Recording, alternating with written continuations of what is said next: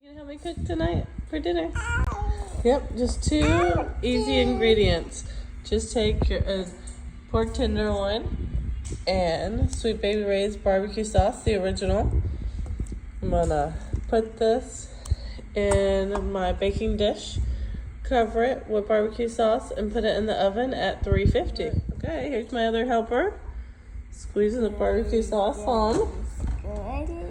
We're gonna squeeze it all over until it completely covers it.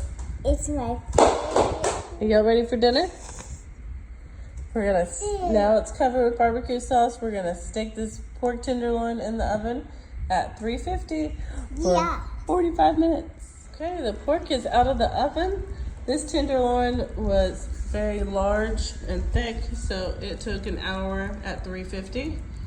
But normally, I only have to cook them for about 30 minutes. I'm gonna let it rest for about 3 to 5 minutes and cut into it.